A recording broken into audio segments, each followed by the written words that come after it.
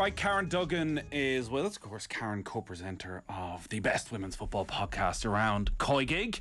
And she's with us to talk about the final day of the Women's National League season, which takes place on Saturday. And it really couldn't be more exciting or betterly poised. I was going to say better poised. It could have been better poised, Karen, couldn't it, if it was 4 teams instead of 3? It could have been. It wasn't to be. We made a good comeback after our blip during the summer with Peamount United, but just couldn't hold out against a very, very resolute Wexford team in the end. I won't mention some of the decisions that didn't go our way. Go on, now's your chance. It's fine. It's okay to be a bit bitter. So Wexford Youth last Saturday scored a very late equaliser, 3-3. Very exciting game, which means unfortunately Peamount are out of the running heading into this weekend.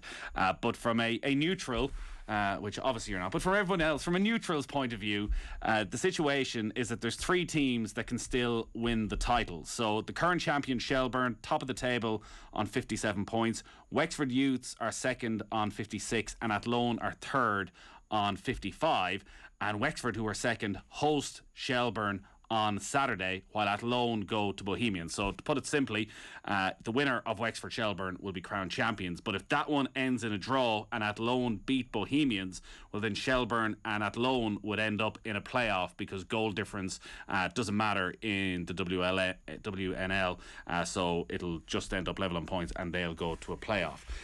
So it is brilliantly exciting, and we remember the drama, which I don't want to remind you of last season. Karen, this has turned into a terrible few minutes, hasn't it? This has turned into a terrible few minutes. So listen, I think it could be a brilliant TV viewing experience on Saturday evening on TG Cahir. Shelbourne are the reigning champions. Wexford Youths are well used to success as well. Having played Wexford last week, having so much experience of playing against Shelbourne, is this just too close to call? Yeah, it really is, because they're 2 very, very different teams. I mean, Shelbourne are kind of what you'd call the more ball-playing team, I guess. At times they play some really, really nice football, but they're similar to Peamount in that they've had some slip-ups against kind of the lower ranked teams that they wouldn't have expected to, whereas Wexford, kind of without making headlines, just crept their way up to the top just through grit and consistency, and they're really, really hard to beat down in Wexford. So on paper, looking at it, you'd say Shell's top of the league, current champions, and they've been there and done that in the last year. They should be able to go all the way, but there's something about playing Wexford in Wexford that's just so difficult. No matter how well you play, you never seem to come away with the full 3 points. So I wouldn't be surprised if we did see a draw. Not sitting on the fence, but I honestly do think it's too close to call. Looking at Shelbourne, and it almost feels unfair on the players who've been there throughout the season and getting them to this position, but the wild card of Heather O'Reilly, who came in a blaze of glory for the Champions League qualifier and then seemed to disappear, but has returned and came off the bench last week against Sligo and looks set to be back for this game and for the cup final. In terms of her abilities at this stage of her career, like, is she potentially a game changer on Saturday? Do you know what? I'm not sure. Possibly because she does bring that extra injection of pace. I could see her coming off the bench and causing some problems, but there is a little bit of a flip side that when you're playing against Heather O'Reilly, you want to prove a point against Heather O'Reilly because of just who she is. So the only way I can see her having a huge impact is if it's really down to the wire, last 10, 15 minutes, say both teams are drawn. Then I think she could come on and maybe go at Wexford if they're going to be pushing for a winner, and leave themselves a little bit exposed at the back, because she still does have an excellent turn of pace and a ferocious strike. So I wouldn't think that Wexford would be overly intimidated by her should she start, but I think that if they use her well off the bench, Shells could capitalise on her experience in settling them down and really pushing for a winner if it does come down to the end of the game. There is the other side of this, and everybody on the outside gets excited about somebody of the reputation of Heather O'Reilly coming into Shelbourne and coming into the league. That she hasn't been around for the last few weeks, so you wonder how that is playing out inside the Shelbourne squad. I mean, I think that at this stage of the season, all teams go through periods where they're missing players through injury, and there's going to be tired legs and all of that. And Shells have a cup final to look forward to as well. So from their point of view, they're bolstering their panel. If she was to come in and take someone's spot, I think that could maybe cause a few eruptions. But I think Noel King is experienced enough and clever enough to use her off the bench rather than bringing her into the starting 11. I think that would cause a bit of disruption, and I don't think there's a need for it. I mean, this team has gotten them to the top of the table and has gotten them to a cup final while Heather wasn't around. Now, she played her part before she left, but really she was there just really in and around the Champions League time, and that's when she made her impact. So I don't think it'll cause too much disruption. Joey Malone was on OTB AM this morning. It was interesting talking about the turnover in the squad and the amount of players that they've lost over the last year going to England. Like, there does feel like there's a real conveyor belt of talent coming through, and that next generation. Abby Larkin, makes her Ireland debut at 16 earlier this year. Just how good is she?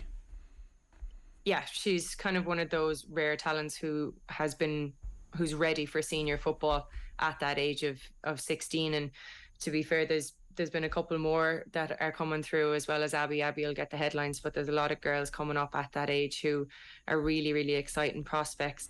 The problem is keeping them in the league and nurturing them here before they go away.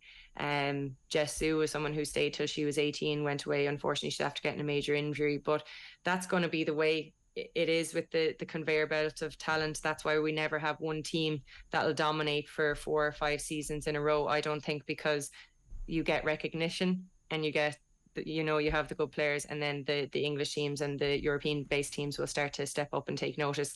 It kind of happened with Peamount, losing the likes of Eleanor Ryan Doyle, Niamh Farrelly, Claire Walsh, all within a short period of time.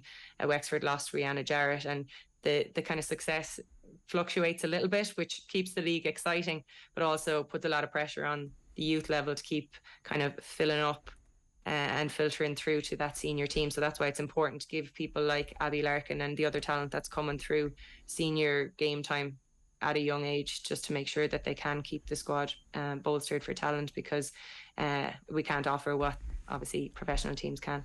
And I'm sure it's certainly not going to be front of their minds on Saturday, but for a lot of these players, the likes of Abby Larkin or Amanda Budden, Kiva Keenan, who've been around the Ireland senior squad, like, these are the games where Vera Pauw can actually make judgments on them, because there's going to be such an intensity to them that I know at times Vera has been questioning maybe of the talent, of the quality of the WNL, that actually this is the sort of game that these players, if they can perform, it will matter when she's picking that squad for next June, July.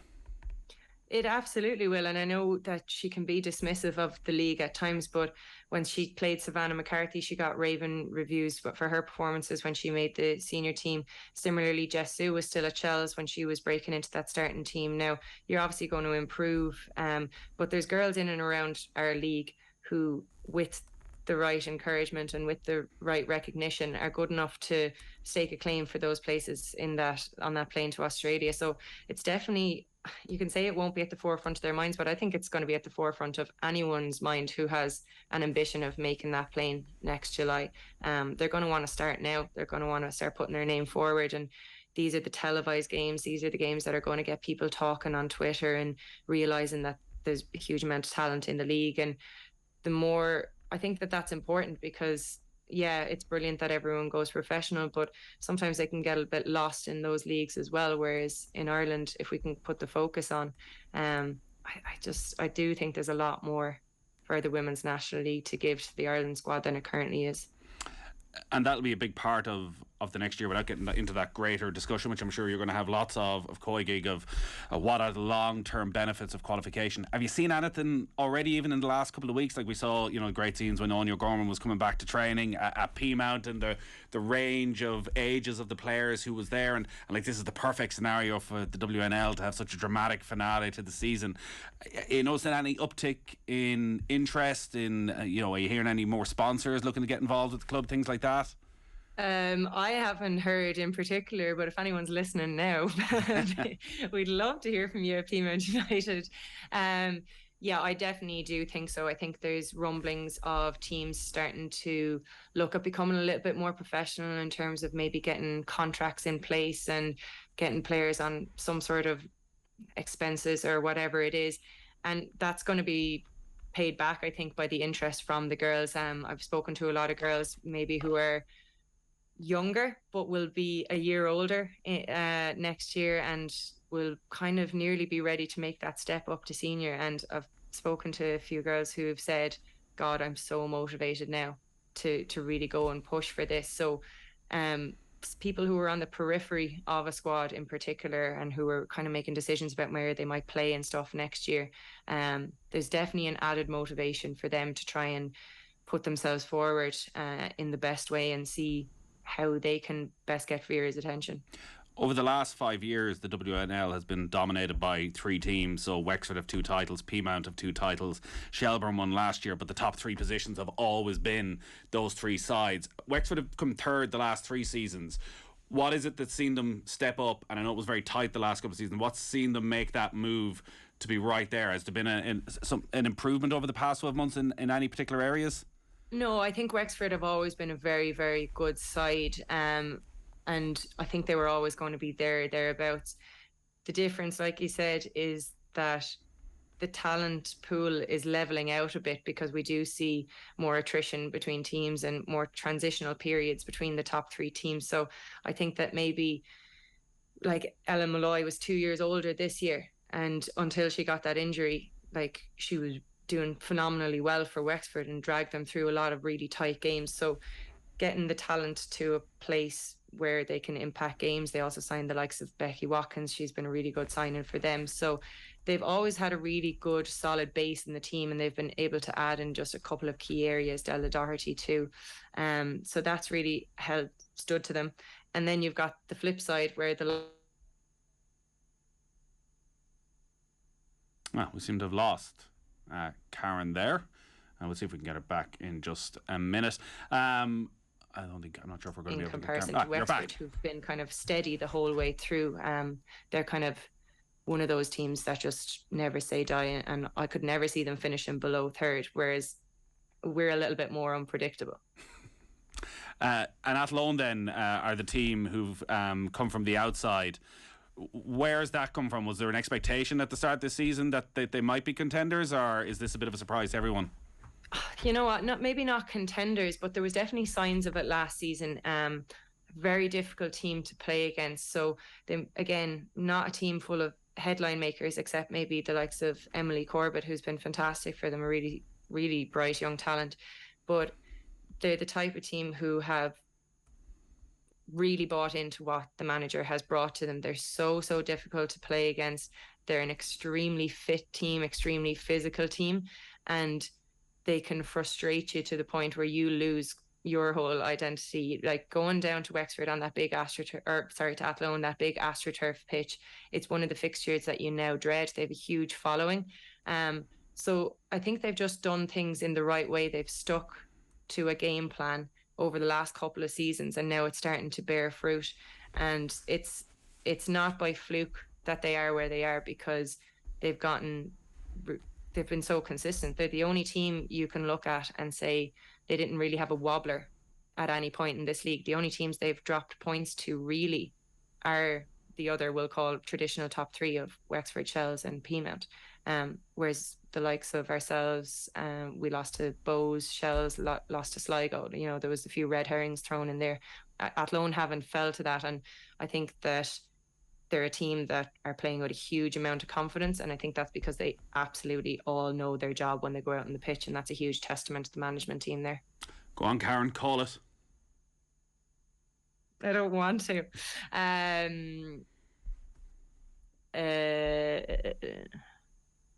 Shelbourne. All right. Before you go, I don't want to split up the dream team, the Koi Geek dream team, but Vera Powell's obviously been talking. She's getting a lot of calls. Unsurprisingly, over the last few weeks, you know, people with Irish passports who are suddenly discovering they have an Irish granny. What about retired stars who are thinking, you know what, maybe now's the time to come back? Oh, I think my internet connection's about to drop. Look, I'll be in Australia put it that way. It'll probably be, no, it'll definitely be as a supporter. You said probably. No, it'll definitely be. That was a slip of the tongue. I'll be there as a supporter. Like, I'm the same. I was the same as everyone when they qualified. Like, I was so excited to go training the next day after. It just kind of, I don't know, it just brought about something in everyone that they wanted to just get out and enjoy football, because it was just such a phenomenal moment, them qualifying.